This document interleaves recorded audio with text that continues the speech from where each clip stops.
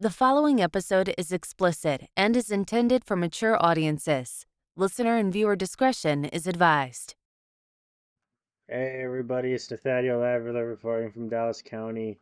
And who is here with me today? Clara Avila, also reporting from Dallas County. Oh, And welcome to another episode of Devil in the Detail, oh. our podcast where we talk about all things Helluva Boss and Hazbin Hotel. Okay, so before we get into the meat and potatoes of this, there have been some recent developments about what season 2 will have. That's right. First, there's an unexpected surprise about Alistair's backstory. Mm-hmm. What do you think it is? I have no clue. I can't even begin to I speculate. think I know what it is. What do you think? That he's asexual. No, that can't be it. I think that's my theory, and I think I'm right. I know that you're joking because you couldn't possibly think that. The next one is Vox is going to be the main antagonist, which we kind of already knew that. Which we already knew, yeah. The season will be only 8 episodes. Again, yep. Which kind of stinks. A bit of a bummer. Yeah, which kind of stinks because you would think that Prime would, would give him a little more, given the popularity of it, given of how successful it was. 12 would be nice. 12 would be pretty good. Serpentius will be an important character, which makes a lot of sense, all things considered. Yeah, we already know that the voice acting has been wrapped for season 2 already. Yes. Season 2 will have more songs than season 1, which I'm really interested to see how they're gonna do that. Which I would be pretty interested. Because it's the same amount of episodes. It's the same amount of episodes. But there's going to be more songs. Maybe there's going to be short. Maybe they're going to be shorter. Maybe they'll be shorter. Yeah, maybe some will be shorter. Because it's like for usually it's like, 2 songs in an episode. That's like the normal for a musical show. But I mean, if you're going to do 3 songs in an episode, whoa. There might be short 3 short songs. Crazy. That are less than a minute or a minute long. Wild. The first animatic clip has been released, which we already saw in Comic-Con, where they show that Baxter's going to be there. Mm-hmm. Charlie and Vaggie will have a sex scene, which I'm interested. Oh my gosh, Nathaniel, you don't have to specify that you're interested in it. There will also be more of Rosie. Yay, Rosie! And the other overlords. Yes, I'm excited to see what the overlords are all about. Mm-hmm. Mm-hmm. So we know a little bit more about Carmilla a bit, kind of. Yes. That she was a ballerina. I guess that was a part of it. Yeah. And we know that Rosie got some screen time. Rosie got some screen time down in Cannibal Town. Yeah, we know the V's. The V's. I would love to see more of Zestial. Yes, absolutely. He did get a song. A little bit. He got some parts in songs. He sung a duet. Duets. Yeah. A duet. And we hopefully get more of Missy Zilla. Yeah. Yeah. See those big sinner demons. What was that one Anthony Fantano meme? Was he's a big boy. He's a big boy.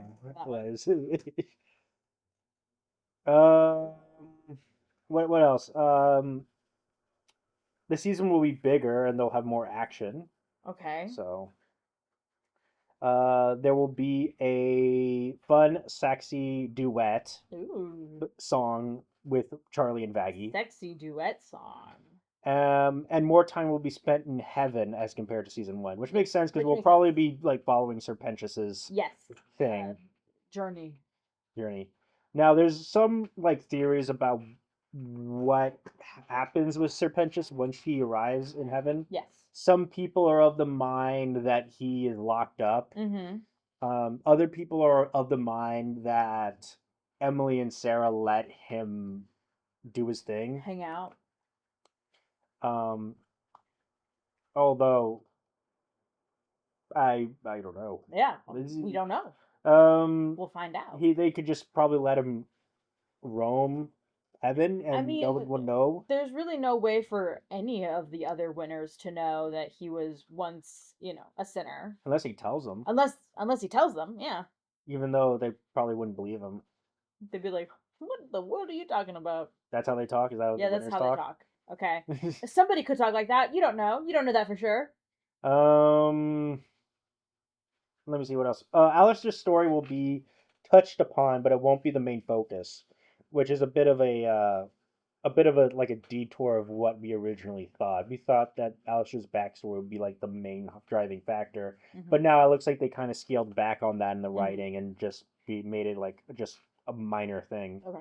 Yep. Yep. And Yep. also, the wait won't be as long as it took between the release of the pilot and season one, Which makes sense. which makes sense because now that they have full funding from Prime and A24. Yeah. Um, so yeah, that's pretty much it. Uh, that's it for season two. That's it for all of the new info that we have accumulated. hmm Now let's see. I don't know if Vivzy is the one to add new characters or more new characters. Well, we know that Probably. Baxter is going to be there, but we don't know. Like, I don't know. Like, is there going to be like bigger guest stars coming in? I have no idea. Like, There's no way to know. when I don't. Yeah, hopefully she'll get some You think? big game star. Yeah, I would love to I see. don't know. I would love to see. I'm kind of iffy on like a show creating a character just for somebody to guest star. Mm, yeah, I don't know. I would love to see. Let's see some Lin Manuel Miranda Oh my. in there. I know that Vivzy originally wanted Weird Al to play Lucifer. Yeah, maybe he'll show up Yeah, I would love to. It would, they, in the second season. He already did. They already did that. Spindle Horse already did that animation for him. Yeah, but that doesn't necessarily mean that he'll show up on the show. I mean that like the bridge is there. Like Yes, I know. But I'm agreeing with you that the bridge is there, but I'm saying, just you don't know for sure. hmm now, let's get into the meat and potatoes. You keep saying that. The potatoes and meat, is that better? No, Okay. The meat and potatoes of no. this. It is. We're gonna talk. What are we talking about today? I guess we're talking about Adam, as you Adam. told me before we started this. Yes, Adam. Everyone's favorite villain character. That's right. So yeah, what do you think about Adam? I don't know. I mean, to say that he's a villain, I think he's kind of just like he's kind of just an arrogant man. He's clearly the antagonist of the He's an show. antagonist, but an Of season antagonist one. isn't necessarily a villain. I guess that's true. Well, I don't know. I guess that's true. Yeah. Um, I mean, like, I guess in the sense that, he's training his angels to go down there and, like, kill people. Like, yeah, I guess that's a little villainous, but yeah. But if who is the antagonist then, if not Adam? No. I'm not saying that he's not the antagonist. Okay. I'm just saying that, like, villain and, like, antagonist are, like, a little different. That is in my true. eyes. So yeah, like, um, yeah, I guess this is the same way as like a main character and a protagonist are Yeah. not the same. Yeah. So yeah, that's kind of what Adam is, but he's like the rock guy. Rock on. Rock on. So another thing is that a lot of people theorize that after Adam was killed by Nifty, he would like descend to hell and wake up as a sinner demon. And then we would see more of Adam that way. But I think Vivzy has kind of confirmed that Adam is wrapped for the Adam series. is gone. Like he's wrapped for the series. He's gone for good. And she did say that she wishes that she had more time with the character, which kind of all but confirms that she's not planning on doing that. Yeah. Though I think that would have been a real interesting plot line. Because you did mention in a previous episode somewhere that there is a place where souls went when they were exterminated. Yeah, I think Vivzy kind of like alluded to like a secret ring or something like that. Okay. But I'm not 100% sure. I don't know how confirmed that is. Or maybe that's just a thing she was just thinking of. Just like a thing that was like a potential theory. Yeah. Although I think that would have been a really cool plot line to see like force Adam to live among the sinners for a while Mm-hmm. that he despised for so long and kind of realize like maybe we're not so different after all. That would have been really interesting. Yeah. Yeah. There's a song about it, a song that a fan A made. fan song. Yeah, I don't remember her name, but she does a lot of pretty good fan songs and with like styled with animatics, like really full like artwork animatics that are really good. And one of them was a song about Adam waking up in hell as a sinner, and then him being all like, "Oh, maybe hell isn't so bad. Hey, I can do stuff that the angels wouldn't let me do." And then he becomes like an overlord and like is just a big butthole. It's really interesting. Honestly, it seemed like the angels were letting him do whatever the heck he wanted. Yeah, I would agree too. So Yeah. kind of makes me wonder about the whole with the song. Exactly. But all right, let's go. So Adam, he was an angel, right? Yep. Now most of the time he strutted around with a mask that looked like a standard issue exorcist gear, but with a little extra flair, right? Yeah. His mask had a regular looking eyes, golden facial expressions, a set of horns, and these weren't just any horns. They were longer, smoother, and topped with the fancy golden tips that made other exorcists jealous. A whackity schmackity doo. What? What? Keep reading. Now, underneath that mask, Adam was a fair-skinned angel with golden yellow eyes that had been seen too many sleepless nights, judging by the dark bags under them. Yeah, having all of that sex With not Eve. with not Eve. The thing about it is that I noticed that Adam is the only character who's the most humanoid out of all the characters. Like, why is that? Yep. Well, I guess because he's the original soul, you know? Then when did that start happening? I don't The know. whole your form takes place like is like meshed by I how you live assume with life. his children.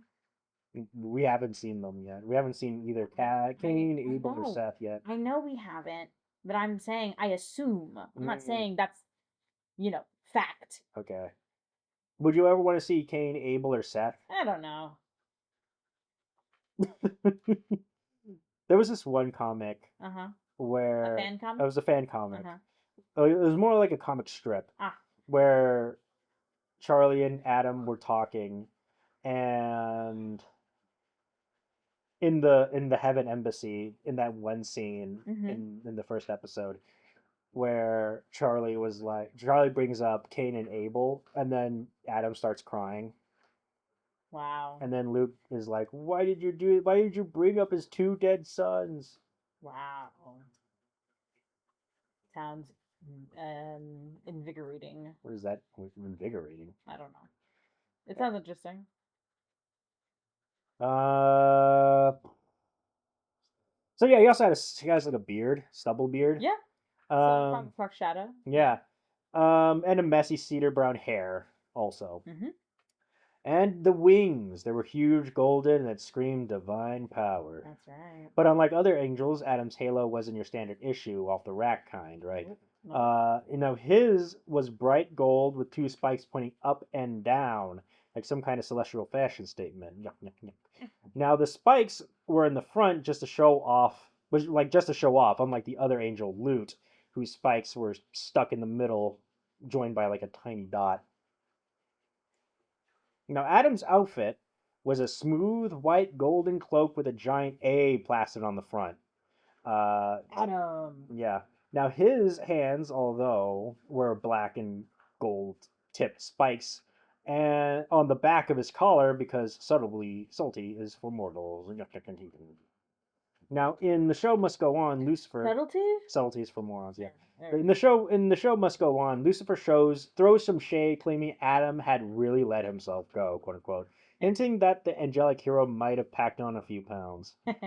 But even when he's glowing white during his brawl with Lucifer, Adam's got that angelic swagger right up until he gets stabbed. That's right. So yeah. Now Adam wasn't just an angel, he was the angel. Numero uno. Now at least in his own mind. Now he struts around like the CEO of heaven's toughest army, he took his role as the head honcho of the Exorcist way too seriously. So, yeah, picture a guy who could give motivational speeches on how to be an egotistical jerk, Clara. Yep, that sounds like Adam. Now, he loved throwing threats and demons like confetti and had no problem pushing anyone who dared obey him. Now, just ask Vaggie, right? Who refused to off a sinner. Adam, in all his pettiness, clipped her wings and sent her off, left her stuck in hell. I mean, well, Adam wasn't the one who did it. It was Loot. It was Loot. But Adam let it happen. Well, I mean, does Adam normally go down to the exterminations? I know he went down for this one. Mm-hmm. But for the one that happens at the end of the thing. In the finale? The end of the finale, yeah. I don't know. Let me see. Now, Adam wasn't your run-of-the-mill narcissist. He was the poster boy for extreme narcissism. Yeah. Now, he generally believed that he was the ultimate specimen of perfection, like literally the blueprint for humanity. Well, he is. Yeah, even though he keeps on forgetting about the fall of man. Yeah. Selective ignorance. Yeah. Being the first man on Earth gave him the delusion that he'd never mess up, not even once. Now, he wasn't shy about reminding everyone that every guy on the planet was basically his knockoff. When he finally met his match and got taken down a notch, or 10, Adam refused to acknowledge how far he'd fallen. Instead, he doubled down on his god complex, demanding that his enemies bow down and thank him for kickstarting humanity. After all his ignorance, Adam was oblivious to the fact that his toxic behavior was the reason Lilith packed her bags and ditched him. When he met Charlie, he didn't hold any grudges against her for being Lilith's kid, even though Lilith had left him for Lucifer. Adams was patient, as patient as an egomaniac could be, but still brushed off all her ideas like they were annoying flies. And let's not forget, Adam was a grade A sexist. He casually tossed around the B word, like it was a punctuation, and openly enjoyed watching women's sexual exploits. Even telling Vaggie that her relationship with Charlie was hot. Hot. Two girls kissing, dude, say hot. Is that what he says? Yeah. Okay. Whether it was the fact that they were both women or that they were an angel demon couple, who knows? Maybe. It was definitely because they were both women. Come on. Either way, he was gross about it. But despite all of this, he had a soft spot for Loot and held her in high esteem, which, coming from him, was basically a love letter. Even with his head permanently lodged in the clouds of his own ego, Adam occasionally showed signs of common sense. When an exorcist was killed, he knew that he was going on a killing spree too soon would tip off the demons about their vulnerability. In a rare moment of self-awareness, he dialed back his bragging after accidentally spilling the beans about the real reason of the extermination to all the heavenly courts, including Sarah. What does he say? I can't wait to exterminate you. Oh, no, it's can't wait to go down and exterminate you. Yeah. And they're like, You go down and kill those poor souls you didn't know. That's how he talks. That's what he sings. So what it is that Sarah already knew this was happening. Emily is the one who finds out. Yeah, and everybody else. At the court. Mm-hmm. I don't need your condescension. Now, for all his cruelty, Adam wasn't completely clueless. He knew how to dish out compliments. Well, kind of. Kind of. When Vaggie rejoined him, he admitted that she was one of his best exorcists, and when Loot racked up a body count of 275, he gave her a fist bump. And that's basically a promotion. She was the best fighter, and that's why he named her after the coolest thing. Vegetables. A vagina. Yeah. In the non-canon, her real name is Vagatha. Vagatha. And it's just that. And that she died in 2014 in El Salvador.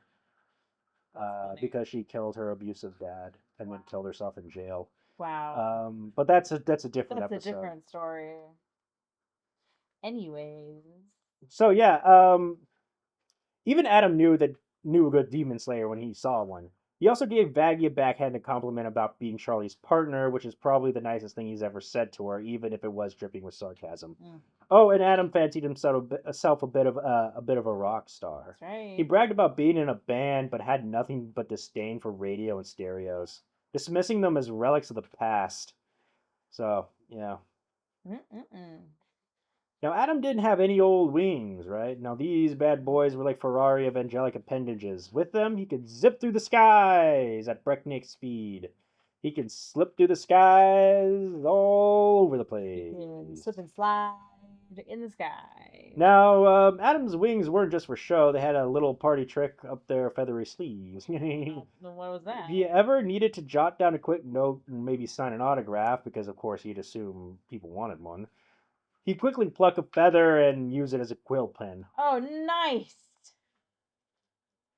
Adam also wasn't just about flying fast, he also had to go the extra mile. With a single flap of his impressive wings, he could whip up a storm of clouds around him. Ooh. But why stop there? Adam had a power to control these clouds, shaping them into anything he wanted, including steps to stroll on. Oh, yeah. Yeah, well, that happens in a music number. Yeah, so, so we don't know if So we that don't know if is that's real or that's a real not. thing or that was just for the number. It's forever, whether you like it or not. What was that? I remember there was this one person, I think it was like a whip guy. Mm. Did you see that TikTok? Jacques the Whipper. Is that his name? I don't know. That's the only whip guy I know. There's a guy who was like doing a live show with a whip.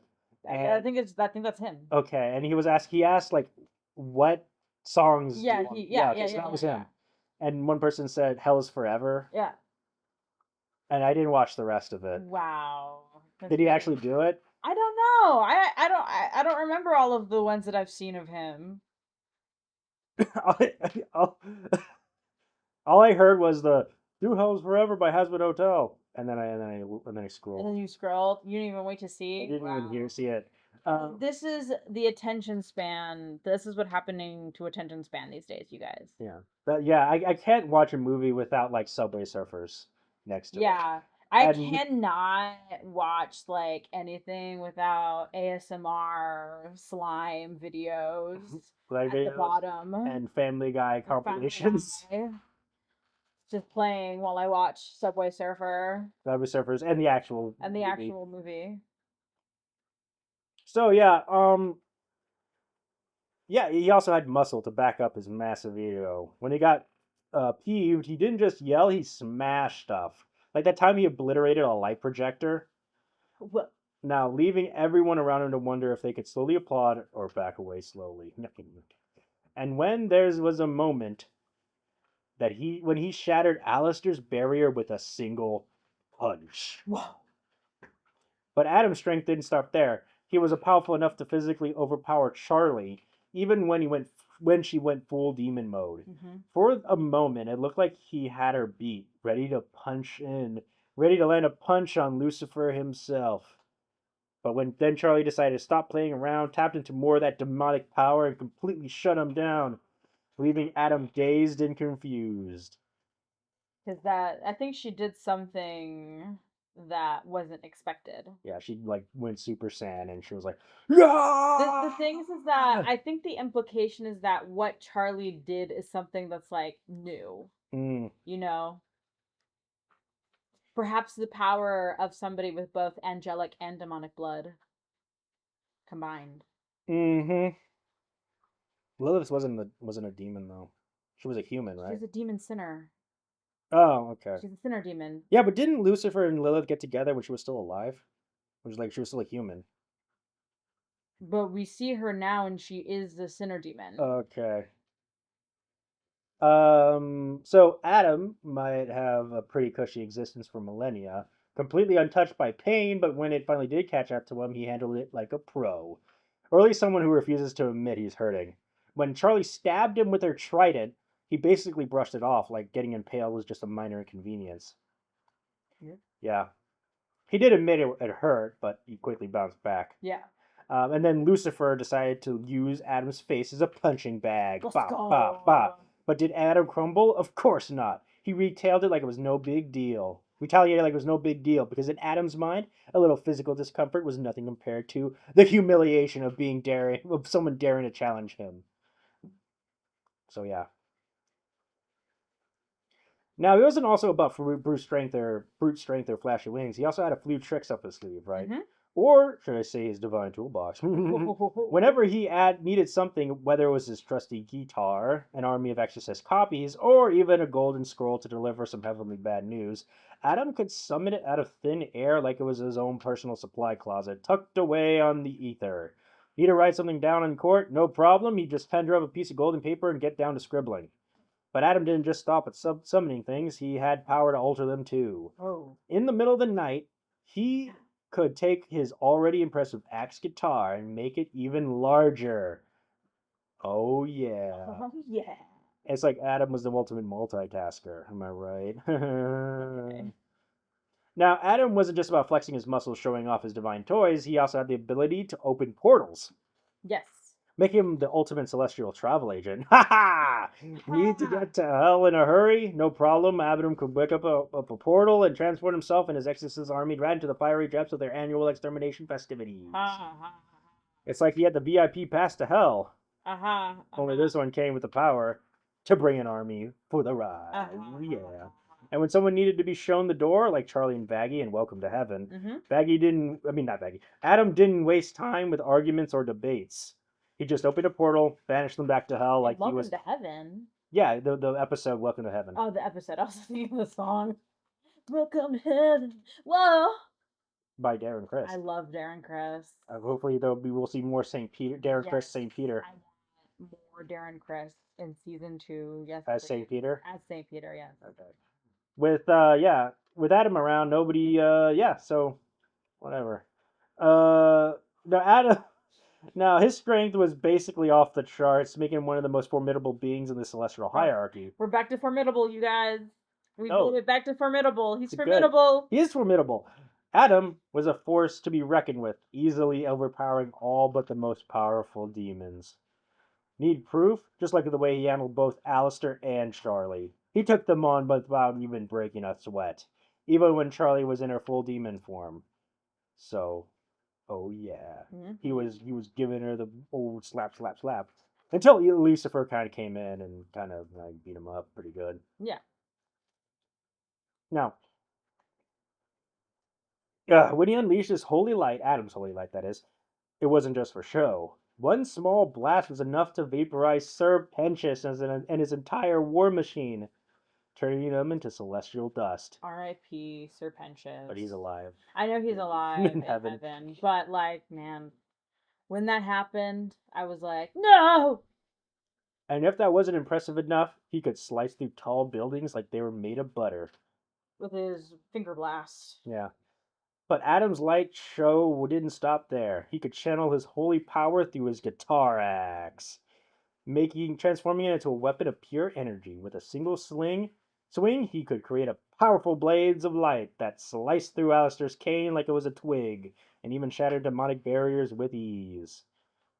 To top it off, during his epic performance of Hell is Forever in Overture, Adam summoned a giant blinding orb of light above him, turning the whole scene into a heavenly rock concert with serious edge. Oh, yeah. Oh, yeah. Now, Adam wasn't just a powerhouse. He was a true master of his craft.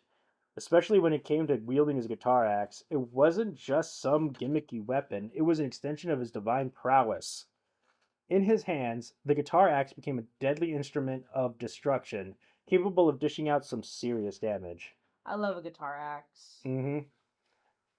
During his duel with Alistair, Adam didn't just hold his own. He fought with such skill that he managed to seriously wound the Wadio demon, showing that he was just as deadly with a weapon as he was with his raw, angelic power. This is the song that... Yes, I know. Who just so happens to be your blood.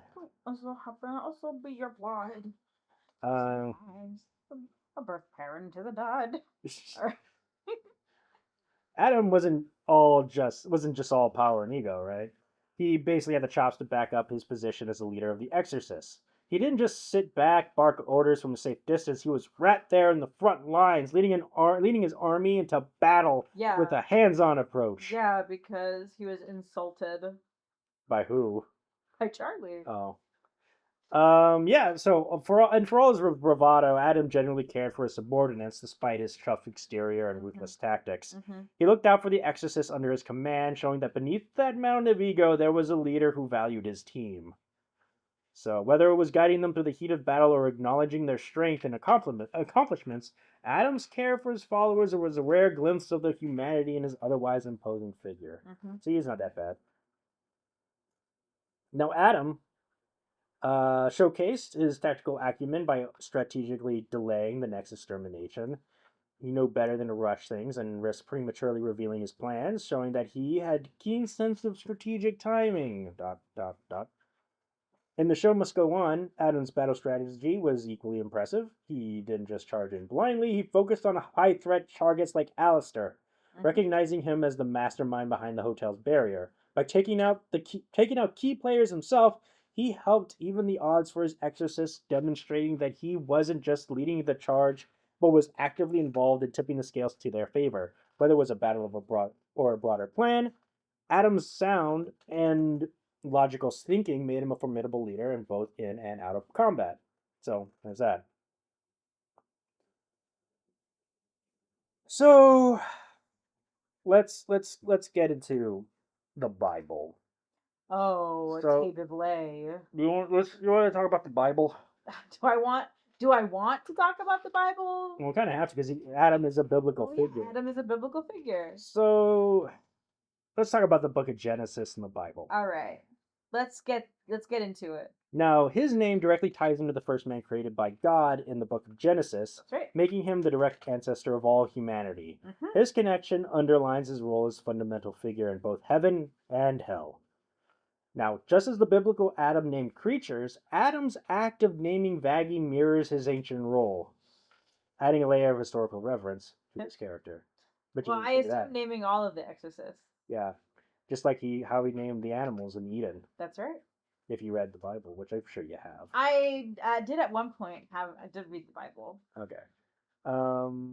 Now, his outfit's golden leaf-like decoration during the extermination might be a nod to the fig leaf Adam used to cover himself after eating the fruit of knowledge.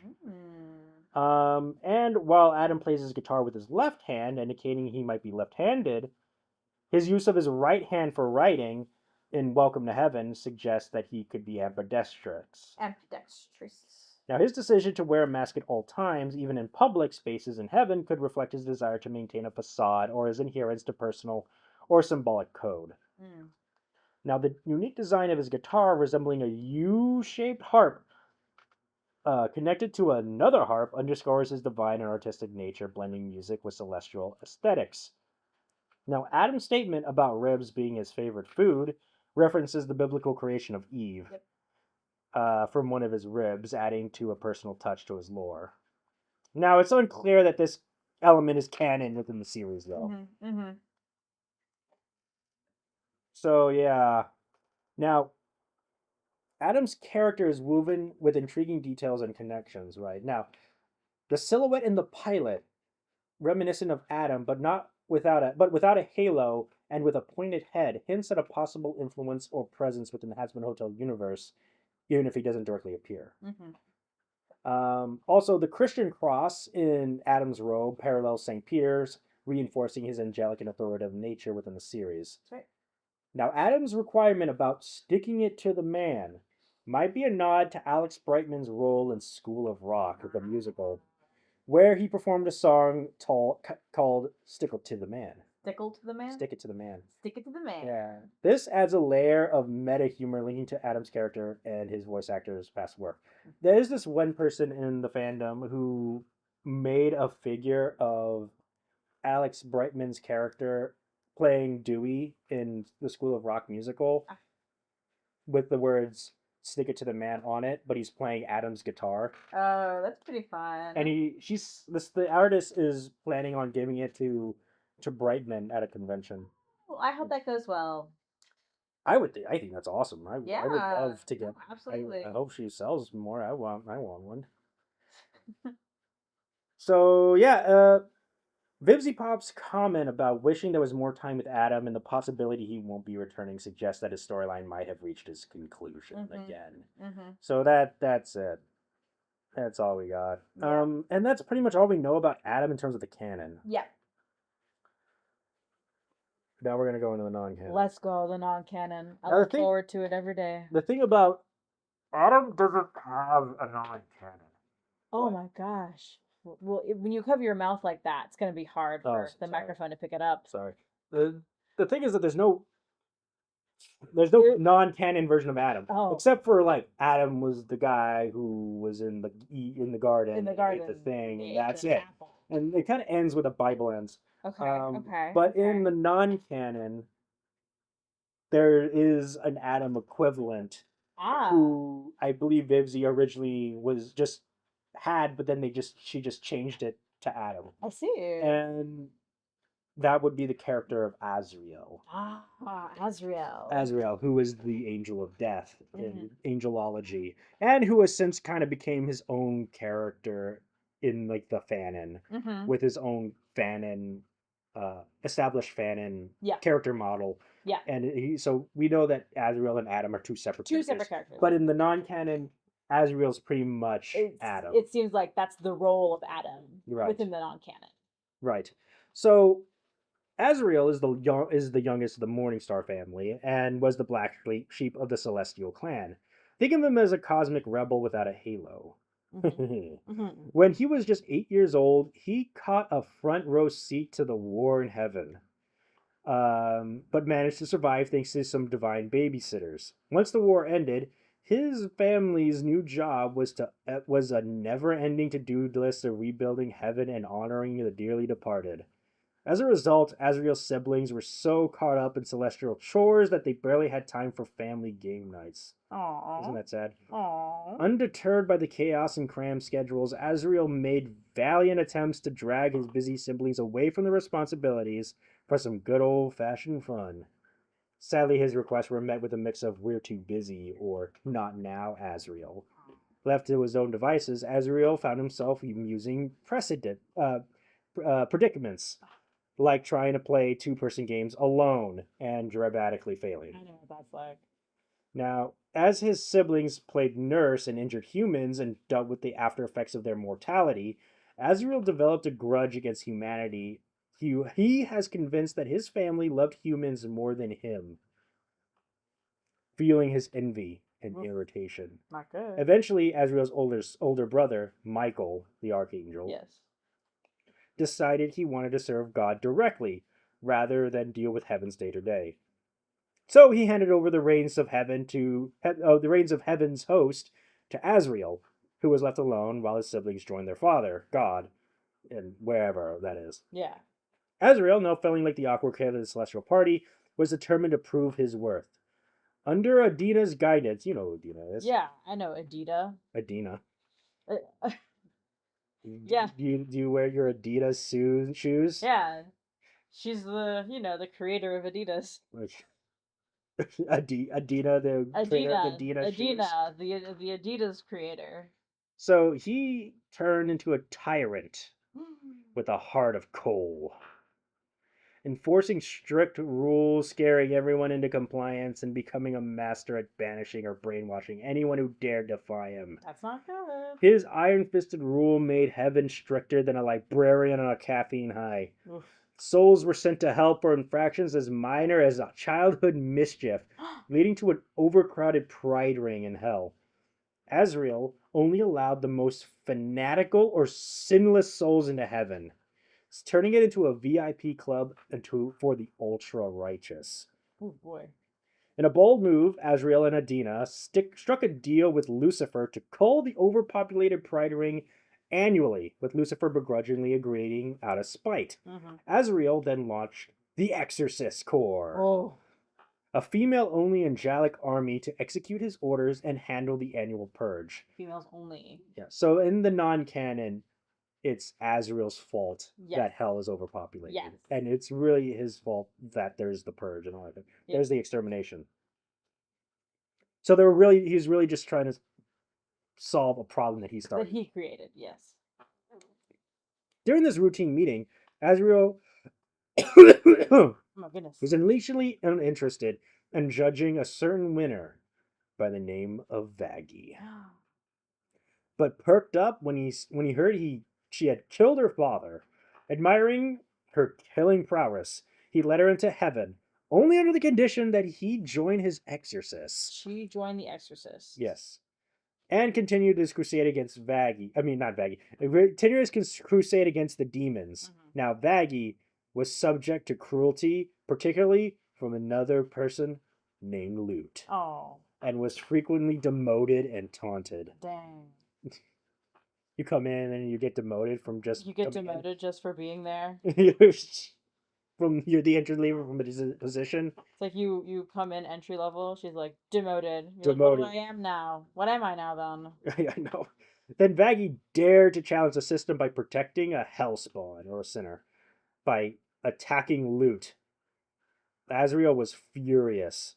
He tried to erase her memories to make her a loyal servant again, but despite her pleas, he reluctantly gave her a chance to redeem herself with a near impossible mission. Kill the Princess of Hell, Charlie. Oh!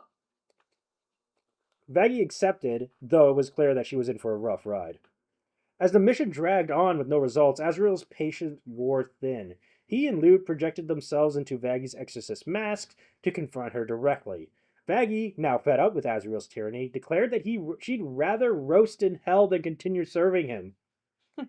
She then smashed her mask, symbolically breaking free from Azrael's control, which sent him into a rage with retaliation. In retaliation, Azrael and Adina marked her for death through the demon hunter named Fitch. Oh my gosh! You know Fitch. I totally. I've loved Fitch forever. Yeah, who was sent to kill her, but he ended up sparing her. Yeah. So in the non-canon, Vaggie chose to stay in hell. Yes. Out of anger because of I would keep on saying Azrael's tyranny, and she was actually sent to kill Charlie, which is probably how they ended up together. Yes, I would assume so.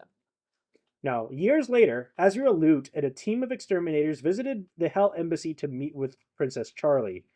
Despite her respectful request to end the extermination and redeem sinners, Azrael mocked her, dismissing the idea that sinners can change and insisting that erasing them was the only way to save their souls, because hell is forever. And... What? Wrong song. Hell is forever, whether you like it or not. So, yeah, he said Charlie Packin. Yep. Now, Azrael and Lute make a grand entrance at the Celebration of God. You know the Celebration of God. Yeah. And greeted by the raucous applause from the crowd. Yay! After giving Sarah a nod for her performance, Azrael seizes the moment to talk about the upcoming extermination day, urging the dissenters to keep their protest to themselves. So there's protests. So they're I guess in the non-canon, people know winners know that there's an extermination. And they're like, we don't like it. And yeah, there's some anti-extermination people. So a few rebellious angels in the crowd start to speak up, arguing that the cleanse is downright unethical. Azrael's loyalists quickly begin to pounce on these naysayers, causing an uproar. Lute steps in to restore order, and Azrael, now in the defensive, resorts to fear-mongering. He warns that Lucifer could use the demons' numbers to overrun heaven, positioning the cleanse as the only salvation. In a sneaky move, he has Deary, preaching that even in God's absence, his quote-unquote light shines through them. Mm-hmm. And that obedience to Azrael is the path to heaven's salvation. Mm-hmm. Later, Azrael meets with the Seraphim sisters, Sarah, and another character named Serenity, who we believe is supposed to be the equivalent of Emily. Emily now, yes. Mm-hmm. Now, he tasks Serenity, a.k.a. Emily, with delivering new, stricter rules for the saints to St. Peter. Serenity voices her discomfort with harsh regulations and proposes easing the entry requirements for souls. The discussion heats up when Serenity questions the morality of the cleanse and advocates for sinners to be given a chance to repent. Azrael, firmly rejects this idea, asserting his dominance. Sarah, on the other hand, supports more leniency, but firmly believes that demons are beyond redemption. Now, the argument spirals with Serenity criticizing Heaven's treatment of demons, and Sarah accusing her of wanting to open the gates to evil. The confrontation ends with Serenity flying off in tears and Azrael cruelly mocking her, prompting Sarah to defend her sister, because it makes sense. Later, Deary reports on that the dissenting angels have been expelled from heaven. Oh, boy. Azrael, still rattled, calls for Lute for support. Lute lifts his spirits with flattery and delivers news of a rogue demon group plotting to attack heaven. Azrael and Lute then teleport to Haven to oversee the exterminators' training. No. In Haven, the exorcists gather around Israel as Azrael delivers a grandiose and deranged speech. He reminds them that their critical role in the endless war against hell, and insists that they embrace their quote-unquote divine purpose as his chosen soldiers. The speech culminates with Azrael's side girls presenting him with his prized angelic electric guitar. Oh my gosh, his side girls. Yeah. He finishes with a maniacal laugh radiating holy lightning, embodying the very madness and righteousness he preaches. Oof. So, yeah. Pretty epic. Yeah. Now, Azrael faces chaos when he learns that Sarah, Serenity, and Leo Lionheart. You know Leo Lionheart. Leo Lionheart? You know Leo Lionheart. No, I don't. Is that a Care Bear or something? It sounds like a Care Bear. Sounds like a Care But Bear. I think Leo is supposed to be the founder of the Cherubs. Ah. And he's like a lion guy. Ah. Now they're actually missing from Halo City. Oh. Now he maintains a facade of calm to the public, but his rage erupts in his inner sanctum, where he destroys furniture and assaults exterminators, fuming over Sarah's apparent betrayal. To cool his temper, Lute takes him off to a secret part of their sanctum where he's keeping a family of hellhounds she captured. Oh my gosh. Now Azrael is thrilled by the sight and immediately starts torturing the hellhound father with his magic guitar, using it to vibrate the demon to death, while berating the demon race for their supposed cruelty. That's tough. Get it? Get the irony in there? Yes. Get it? Maybe. That he's being cruel and then mocking their cruelty? Yes. That is, Now you understand? Yes, I understand it. Thank you. Okay. Now, seeing the bloodshed excites both Azrael and Lute, leading them to flirt and bone. Oh no, don't do that. And Lute pleasures Azrael through his cloak. Oh, yeah. And they passionately kiss. Right. Oh. Planning to continue their activities in the pool of demon blood. Don't make those noises, please. As they revel in their twisted enjoyment, Azrael continues to slaughter the Hellhound mother and her pups with his guitar, all while they laugh maniacally. Do you think we should have seen like a romantic relationship between Lute and Adam, where they bone on the top of while torturing Hellhounds, and then he kills them and then they bone? No. So what do you think about Azrael? Do you think he's like even worse than Adam? Yes. How so? Because, well, that scene that we just talked about right there. Just the fact that he tortured. And the fact that he was actually just making up his own rules over who gets to come into heaven. Mm-hmm. Clearly, in the Hazbin Hotel series, Adam does not decide who gets to come into heaven. Yeah, the requirements to get to heaven are completely unknown to everyone. Yes. But in the non-canon, Azrael is the one who is determining who's coming in and who's, getting locked out. Right. Now, Azrael is enjoying a day of indulgence, lounging by his pool in his opulent sanctum. Two exterminators fan him with palm leaves while he basks in luxury. Azrael commands another exterminator to crank up his radio, which starts blasting a rock parody of I Love Rock and Roll, which I think is a Kiss song. It might be. Let me look this up. I love rock and roll. Oh, it's Joan Jett and the Blackhearts. Okay. Now, with grandiose flair, he belts out a tune, reveling in the music.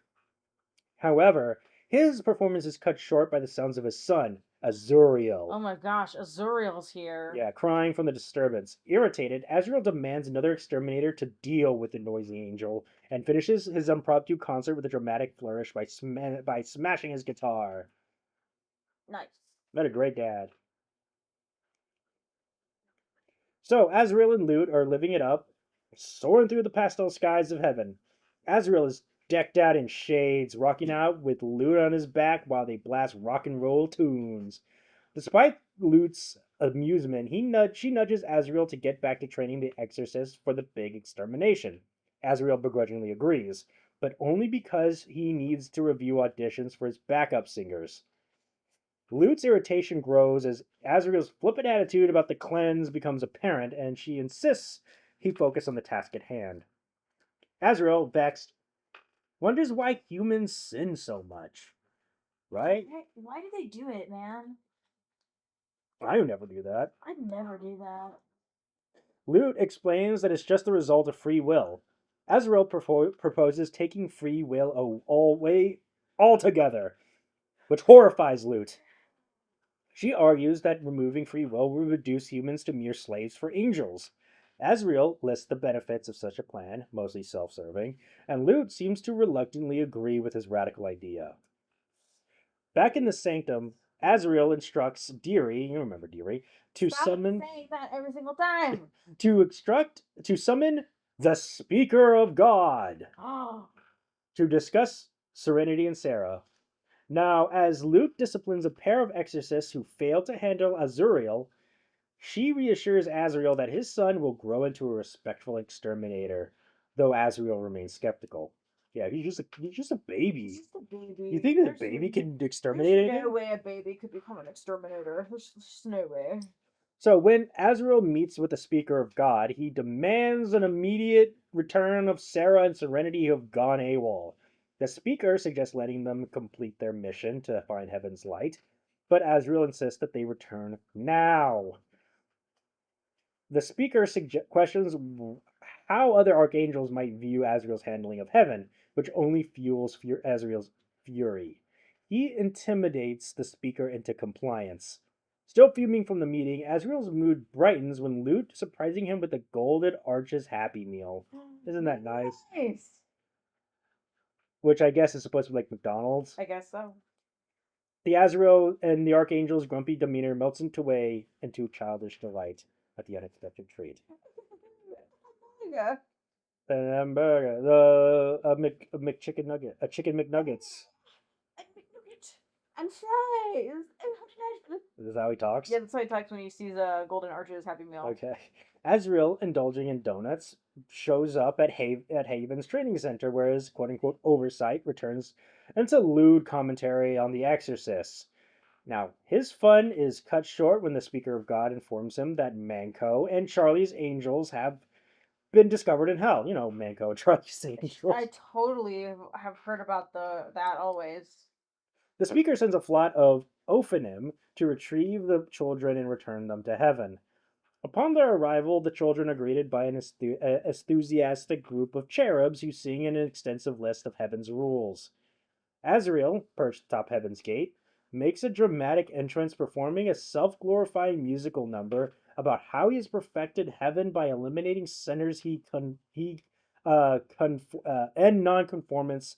Riding the magic motorcycle, he joins the children and cherubs in an angelic dance routine that portrays heaven as a flawless paradise, complete with strict dress codes and manicured lawns.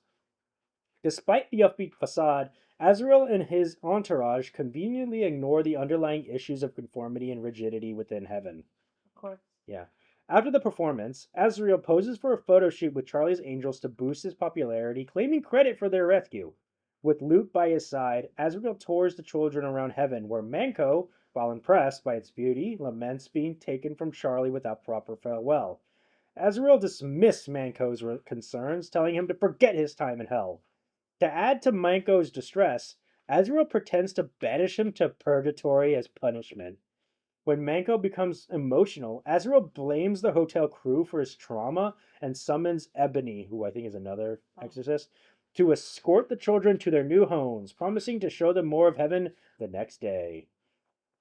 Isn't that nice? What a great guy. Wow. So thoughtful. Think he's a good guy? He's a grade A philanthropist. Okay. On their way to the divine court, Lute expresses her desire to either return the children to hell or execute them. Oh my god. Azrael's confident in his ability to quote unquote cleanse their souls, assures her that he has a backup plan if they can't be rehabilitated. They meet with Adina, the divine chiefess, who finds the idea of angelic children in hell amusing. Though initially considering killing the children, Adina decides to let Azrael test them for corruption. Hearing about the Hazbin Hotel's redemption efforts, Adina is enraged and declares her intention to destroy it and its inhabitants, as it contradicts her belief that only destruction can save the damned.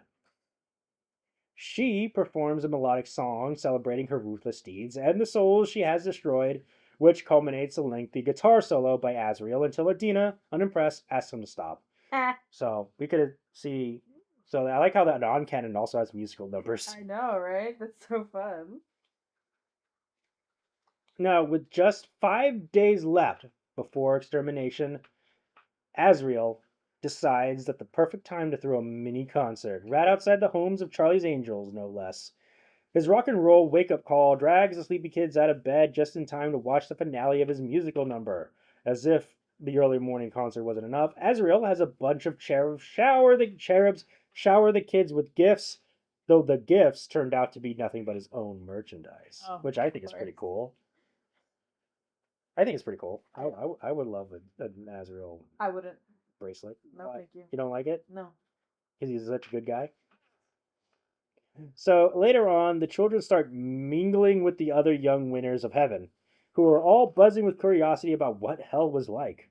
Amid the chatter, Simon, despite strict instructions to keep quiet, accidentally lets slip about the Hazbin Hotel. The news spreads through heaven like wildfire. Suddenly, the hotel and its mission to redeem sinners become the talk of the town. While many angels surprisingly express support, willing to back the hotel's mission if it means fully reformed sinners, a small but vocal group of angels see the hotel as nothing less than an abomination. The stage is set for a celestial slowdown, with opinions divided and tensions running high as an extermination day looms.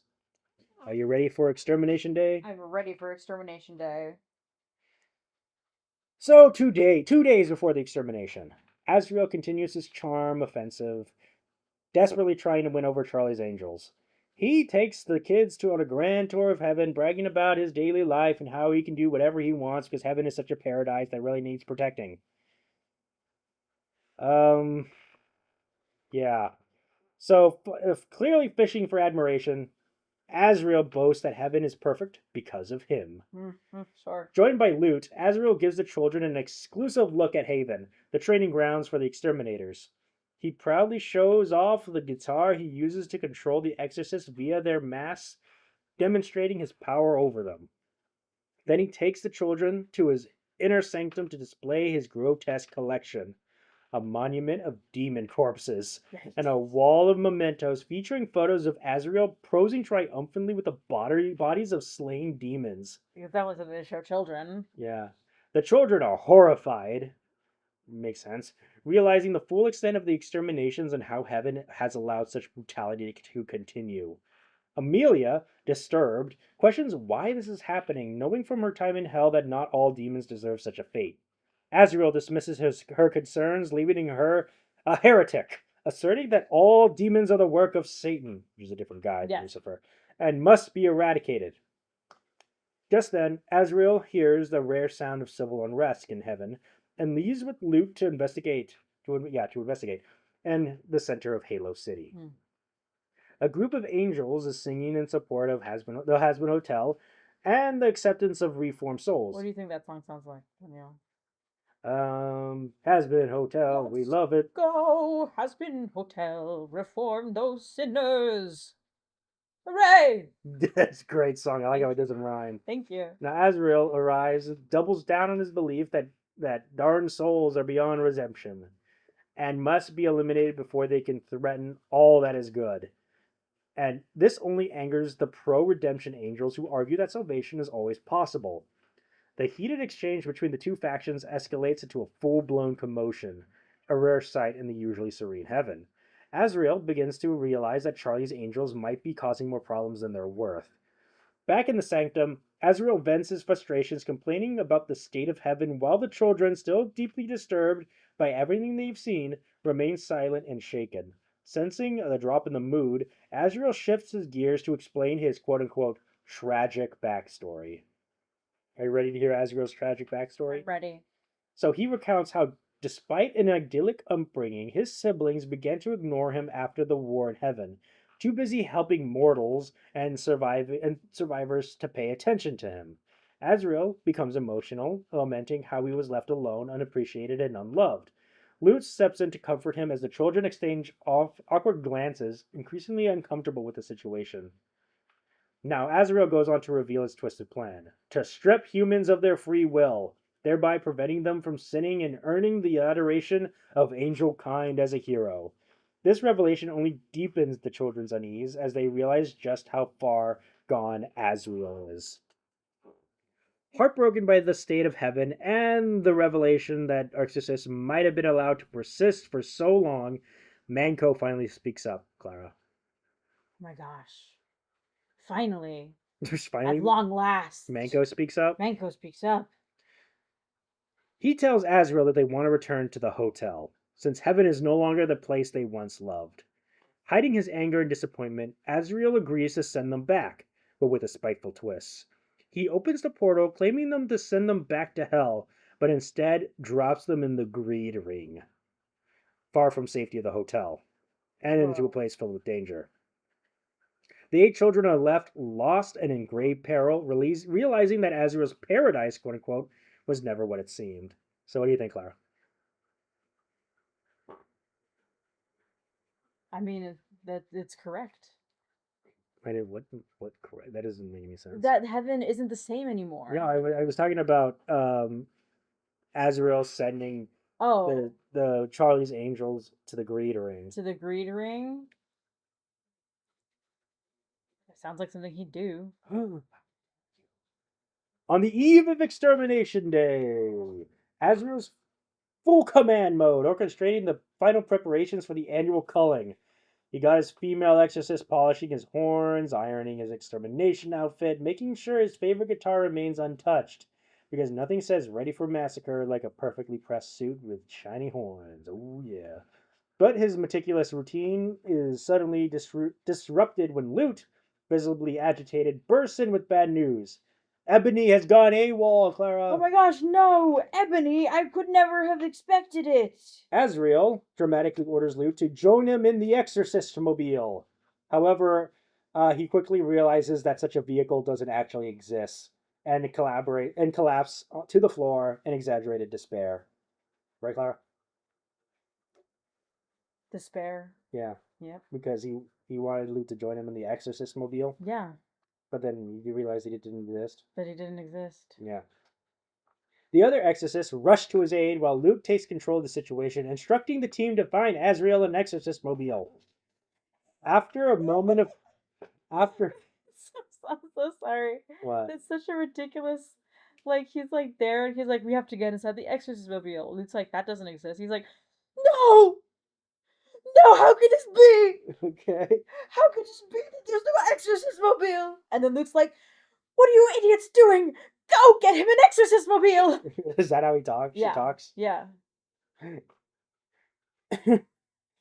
Yeah, so after a moment of confusion, Azrael regains his composure and uses his what?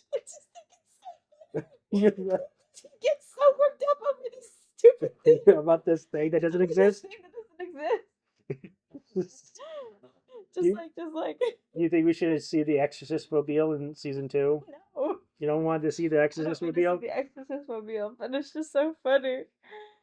So Azrael regains his composure, uses his guitar magic to lift himself and Lute into the air, playing an epic riff as they soar off to find Ebony.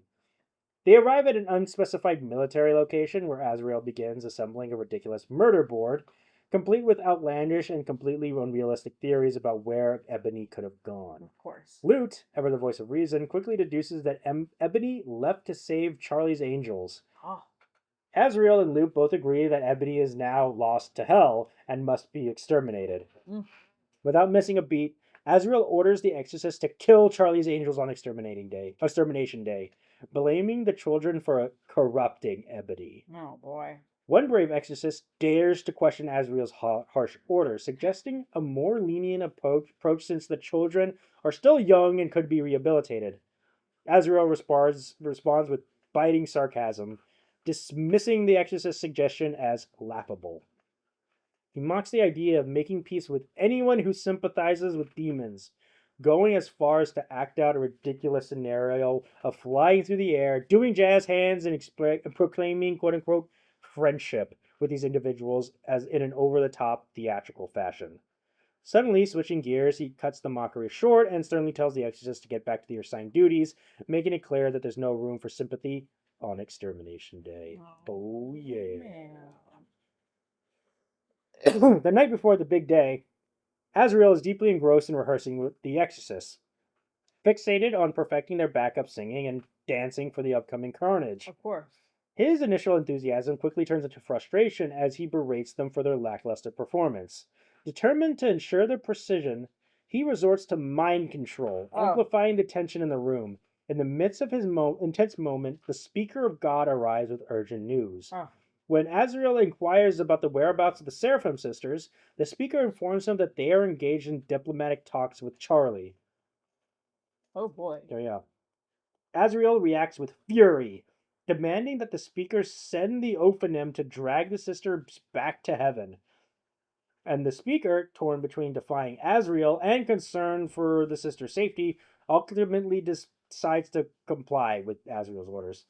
Later, Azrael's busy filming a hype video with Lute for his quote-unquote divine gram account to drum up excitement for Extermination Day. However, his excitement quickly turns to horror when Deary bursts into his office with shocking news. Michael has returned to heaven. Oh no. Azrael is struck with silent fear, where he goes like, he just like anime gasp, like, while Lute steps in to address Deary. When Lute and Deary turn back to Azrael for guidance, they find his chair spinning. Azrael has fled the scene in sheer panic. Lute tracks down a terrified Azrael quaking in the clouds and comforts him, managing to coax him back to the sanctum. When they return, they find Michael waiting for them in Azrael's office.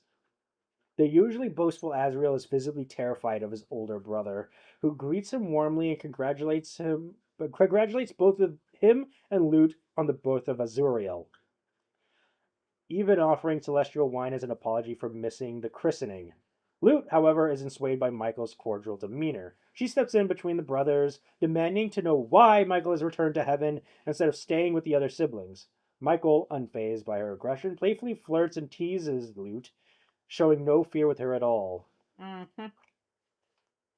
With his hand trembling, Azrael instructs his female subordinates to guide Michael to the dinner table, needing Lute's support to just get there himself. Despite the tension, Michael extends an olive branch by allowing Azrael to pour the wine, attempting to treat him as an equal, but Azrael's nerves get the better of him. His shaking hands spill the wine, souring the already tense atmosphere. Oh no. You stink. You messed it up. Idiot. You stupid. Not stupid Adam. boy. Guy. Not Adam. Michael chuckles and pours the wine himself, offering a glass to Lute, who hisses at the gesture and knocks the cup away, even tasting Azrael's wine to ensure it wasn't poisoned. As they navigate the strange conversation, Michael delves into the current state of heaven, subtly acknowledging his role in establishing the extermination. Despite their differing views in dealing with demons, they find common ground by recognizing their roles in maintaining a balance of creation. Michael also shares the news of 40's passing. I don't know who that is. Passing and reveals that their siblings retrieved 40's body from purgatory to give him a proper burial. The tension escalates when Michael notices the gaudy sanctum filled with portraits of Azrael slaying demons, a blatant display for his brother's narcissism. Saddened by what Azrael has become, Michael openly regrets not staying in heaven to guide Azrael, admitting that he should have been more of a brother than a commander. Well, too late now, bud. His moment of vulnerability gives Azrael a misguided confidence boost, leading him to throw Michael's apology back in his face. Azrael insists that Michael raised him right and claims that he is the most revered and successful archangel in heaven's history because of Michael's quote unquote mistake. Reveling in his perceived superiority, Azrael disdainfully dismisses Michael and leaves the room with Lute by his side. Michael is left standing alone, filled with sadness and guilt before presumably returning to his siblings. Yep. So, what do you think about Michael's role in this whole thing? About Michael being all sad that that Azrael became a butthole. I mean, that it makes sense, you know. Azrael became a butthole. Well, not that he became a butthole, but I mean, obviously that happened. But because he didn't do more for his brother, which it's like, you know, when you're a sibling, right? There's like two ways you can go. You know, you can be a part of your sibling's life, or you can not be. And Michael chose to not be. Mm-hmm. And because of that, you know, Azrael, who only wanted the love of his family, felt like he didn't have that. Mm-hmm. And therefore, all of that went the way that it was. Yeah. Yeah.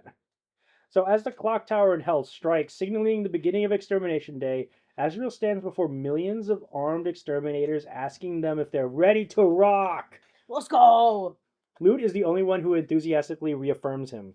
Azrael announced that he will enter hell first to, quote unquote, warm them up before the culling begins. He creates a portal to hell and makes a grand provocative entrance, unknowingly observed by Charlie, Sarah, and Serenity, aka Emily, who watch in horror, addressing hell's terrified denizens in a casual and vulgar manner. Azrael begins playing hard rock music that echoes across the Pride Ring. He mocks Hell's residents, taunting them with impending erasure of their afterlives. As his electrifying rock number begins, Azrael uses his guitar to open portals for the exorcists, unleashing millions of them into hell. He excitedly urges his followers to kill everyone, leave no survivors, all while continuing to sing his rock anthems and his underlings mercilessly slaughter countless helpless demons. Rough. Yeah, so the streets of Pride are plunged into chaos as sinners scramble to escape the wrath of Azrael and his exorcist army in a chilling ensemble number. The sinners lament their inevitable doom, painting Azrael as the angel of death. Yes. An unstoppable force of terror. Just as the fear reaches a crescendo, Azrael makes his dramatic entrance, strutting like a rock star, basking in the dread he inspires. He is particularly amused by his new title, Angel of Death, declaring it as super metal. Right, Clara? That's so metal. Fully embracing his fearsome persona. Azrael and the Exorcist then launch into a taunting ensemble number of their own, sneering at the sinner's last hopes for mercy. They mock the idea of repentance, making it clear that the time for forgiveness is over. Now it's all about punishment, baby. Let's go. Azrael, with a devilish grin, touches down explosively in front of a terrified crowd, as the exorcist seemed to magically emerge from from beneath his wings. With a rock star battle cry, he unleashes destruction, commanding his followers to join in the bloody culling. In this ballad reaches its peak, Azrael rises above the city, causing a massive destruction below, while his army carries out the brutal slaughter. The sinners' final prayers and desperate pleas go unanswered, drowned out by Azrael's merciless onslaught.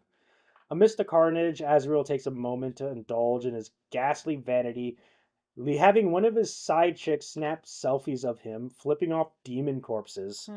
Not content with just annihilation, Azrael orders the exorcist to construct a grotesque throne from the remains of countless demons, a macabre monument to his quote-unquote success. Yikes. And his final insult to Hell's cleanup crew. With Luke by his side, they break into a duet about how much sinners stink. This actually has a name. It's called Sinners Are the Worst. It's the name of the number, which We will never hear We'll because never hear. it's in the non-canon. Yep. Gleefully belting out their disdain for soldiers as their disdain as their soldiers continue the slaughter.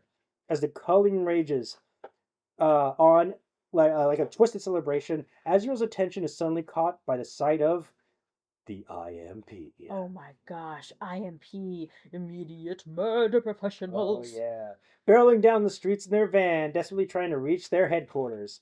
Sensing new opportunity for chaos, Azrael instructs Loot to forcibly divert their course, setting the stage for another deadly encounter. Without missing a beat, Azrael sends his loyal exorcist after IMP, tempting them with the promise of sleeping with him as a reward for their success. Okay, that's What something. a interesting. Yep.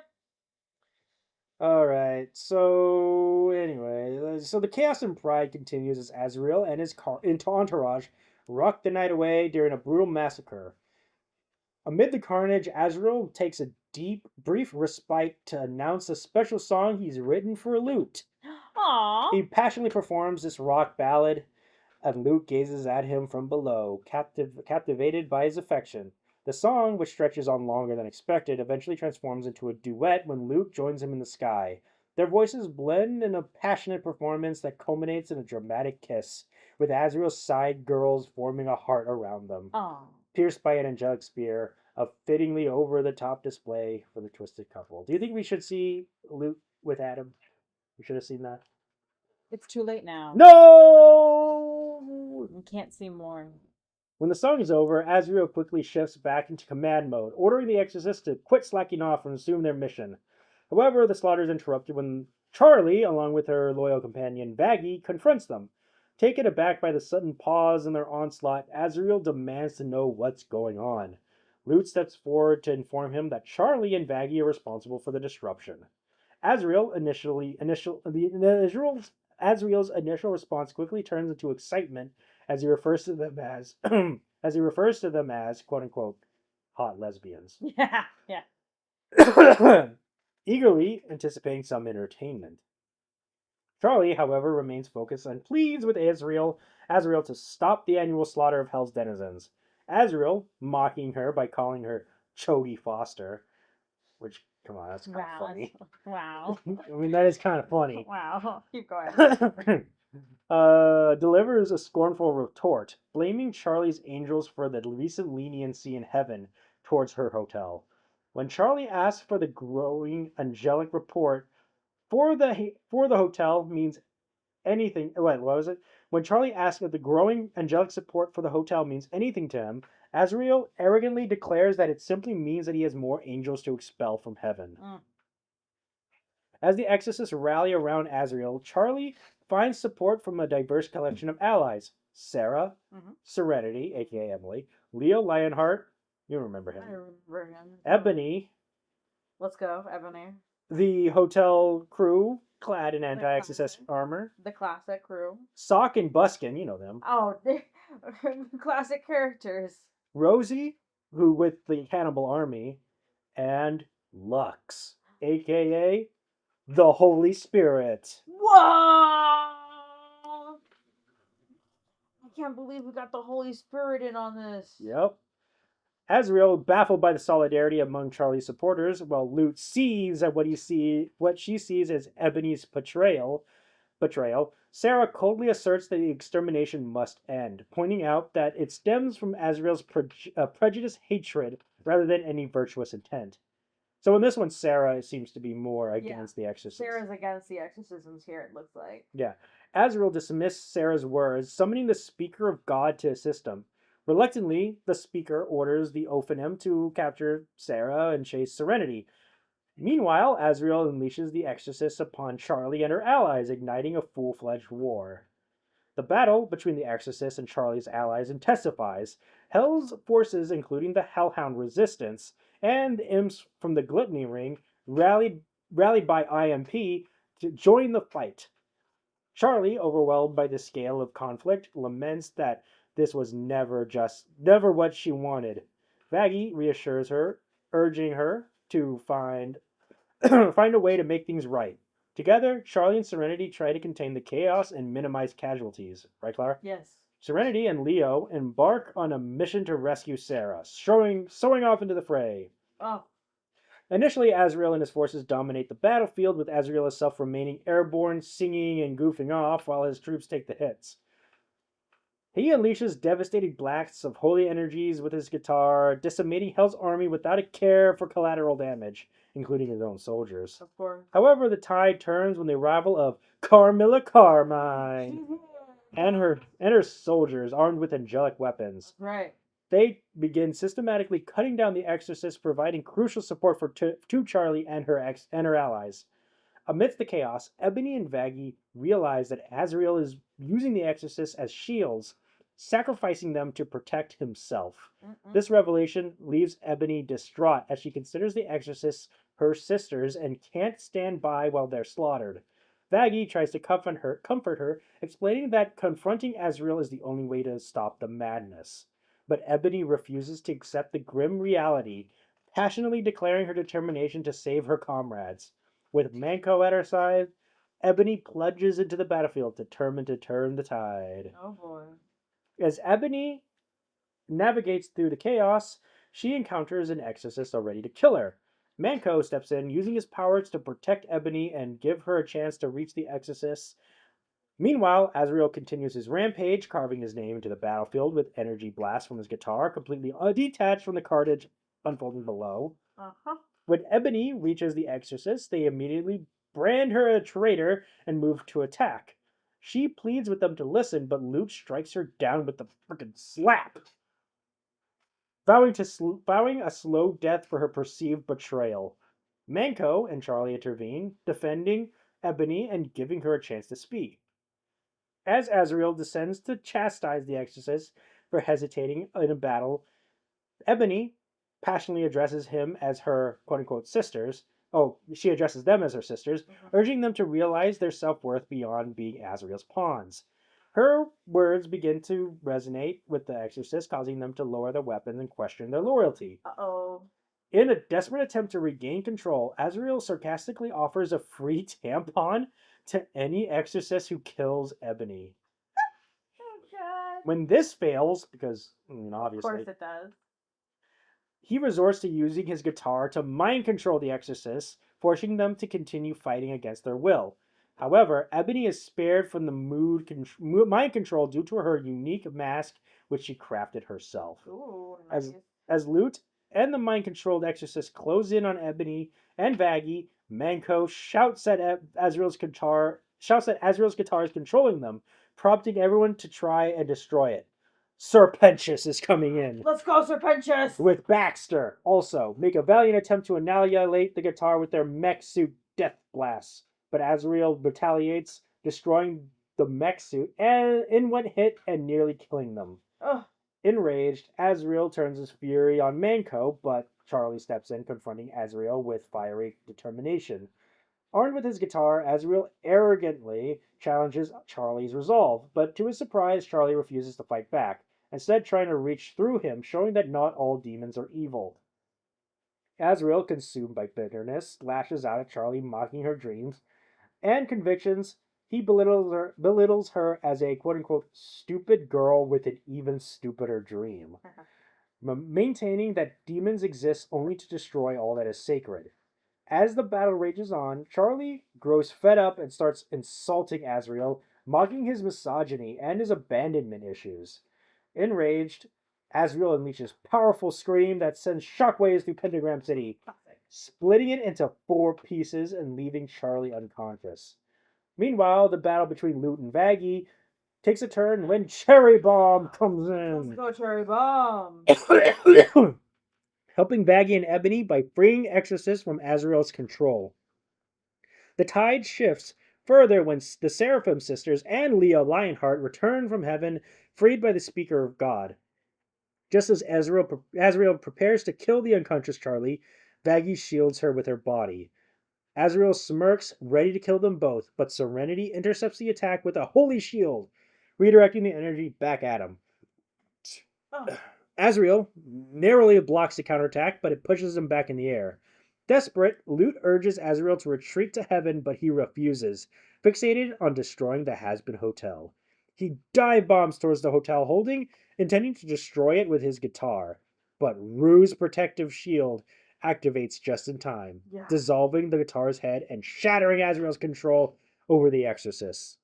Let's go. Rue, remember, is the root of all evil, of evil. Azrael, now genuinely furious, targets Serenity in a final desperate act. However, Serenity, in her fear, inadvertently unleashes a blast of holy fire, burning off Azrael's wings and sending him crashing into the streets of hell. Damn. The once mighty Archangel is now powerless and defeated. As Azrael rages over his loss, Sarah blocks his attack with calm composure. In his blind fury, Azrael leaves himself vulnerable, and Vaggy seizes the opportunity, impaling him from behind with the shattered head of his guitar. Azrael screams in agony as Lute, desperate to help, is subdued by her former soldiers.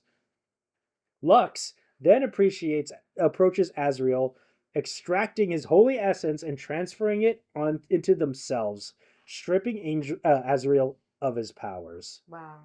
In the aftermath, Lux, who remember is the Holy Spirit, Yes, I remember. also strips Lute of her powers, leaving her to console a weakened Azrael. In a moment of comic relief, Azrael abruptly drops the dramatic act, shouting at Lute not to tell him what to do and demanding to be addressed as Archangel Azrael. Lux intervenes, revealing that Azrael had been stripped of his powers for betraying heaven's principles. Azrael, now powerless, accuses Lux of making a grave mistake and defends his actions, claiming that he made heaven the raddest place ever. Lux counters by questioning the morality of eternal damnation for finite sins, but Azrael dismisses them, asserting his superiority as the quote-unquote greatest archangel in creation. In a final act of rebellion, he weakly flips Lux off before collapsing. Crazy. Great for the lesson they've learned, the Seraphim sisters thank Charlie for showing them the nuances of demons. The speaker of God, along with the sisters, returns to heaven, banishing Azrael and Lute from the holy realm as they depart, leaving a rainbow trail behind. Sarah sternly declares Azrael and Lute's banishment from heaven for their crimes. Who's gonna take care of their baby? Yeah, who cares? What? I care! I care about Azrael. You care about Azrael, who Yes. isn't even in this for like a second? He didn't do anything. He's a baby. In the aftermath, Lute's questions. If you want to know how Azrael looks like, just imagine a chibi Adam. Okay. In the aftermath, Lute questions their situation, but Azrael tries to spin it as a blessing in disguise, ignoring Charlie's and Vaggy's attempts to remind them of their punishment. Azrael and Lute break into song about their devotion to each other, portraying their banishment as a quote-unquote vacation. From heaven, Azrael rolls down the street in roller skates while Lute rides behind him in a holy missile salvaged from the battle. The chaotic duo blissfully refusing to accept their punishment or learn anything as they sing and ride off into the sunset. Beautiful. And that's pretty much it. So in addition for that being the end of Azrael's journey, it looks like that's also the end of Lute's journey as well. Yes. Well, in the canon, Lute is still doing stuff. Doing stuff, yes. So what do you think about Azrael as compared to Adam? I think Azrael is just a tad more villainous. A tad more villainous? Yes. How so? Well, obviously Adam was like in the show. Adam is like, oh my gosh, yeah, I can't wait to go and kill demons. Ha ha ha. Mm-hmm. But like in here, Azrael is kind of like, oh, I get off on killing demons. Yeah. Which is I don't know if that's the same energy that Adam brings to the table. Yeah. I view Azrael as more of a more tragic figure. A little bit as more. Being abandoned and thinking Yeah. that his family loves humans more than him, so he takes it out on them. Yeah, and his views coming twisted. Mm-hmm. Due to that, whereas Adam just kind of seems like he's just a bad guy. He's just a bad guy with no rhyme or reason. Yeah. Even though I think Azrael did a lot more bad things. Or Azrael definitely does a lot more bad things, for sure. Like torturing the Hellhounds. Yeah, torturing the Hellhounds. banishing children to the greed ring, Yeah. deciding who gets to come into heaven, Yeah. overpopulating hell himself, and then offering the solution of extermination Yeah. for the problem that he started. Yeah. Yeah. And also making a throne out of dead Making a throne out sinners. of dead sinners is definitely something else. Yeah. And then also, what was it, like posing in front of Yeah. sinners' bodies? Yep.